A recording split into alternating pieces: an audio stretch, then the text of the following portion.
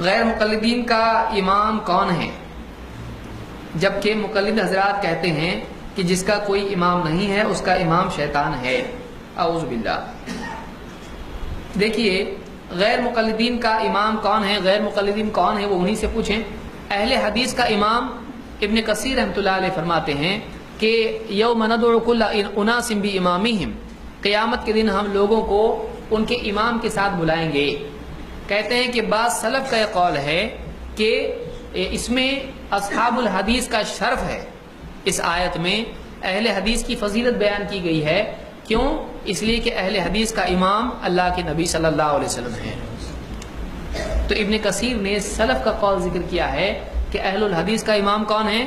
اللہ کے نبی صلی اللہ علیہ وسلم۔ اور یہی ہمارا قول ہے کہ ہمارے امام جن کے مقابلے میں کسی امام کی نہیں چلتی وہ کون ہے؟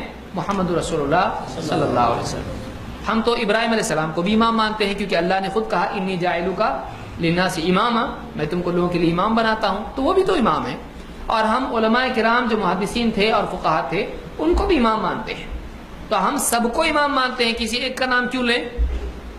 آپ بتائیے کہ جو لوگ یہ کہتے ہیں کہ ہم 4 اماموں کو مانتے ہیں، اہل حدیث 4 اماموں کو نہیں مانتے ہیں، پھر یہ پوچھنا تمہارا امام کون ہے؟ اب انہی سے پوچھا جائے آپ کا امام کون ہے تو 4 نام ذکر کرتے ہیں نہیں، تو پھر آپ 4 اماموں کو کیسے مانتے ہیں؟ اگر واقعی آپ 4 اماموں کو مانتے تو آپ سے جب پوچھا جاتا کہ آپ کا امام کون ہے تو آپ 4 نام ذکر کرتے ہیں، ایک امام کا نام ذکر نہیں کرتے ہیں۔ اہل حدیث کا امام کون ہے؟ اہل حدیث کا امام اور نبی اور رسول محمد صلی اللہ علیہ وسلم سب سے پہلے، جن کے مقابلے میں کسی کی نہیں چلتی۔ پھر بعد کے ادوار میں بھی اپنے اپنے دور کے اعتبار سے امام تھے، محدثین میں سے امام البخاری ہیں، امام مسلم ہیں، وغیرہ وغیرہ وغیرہ۔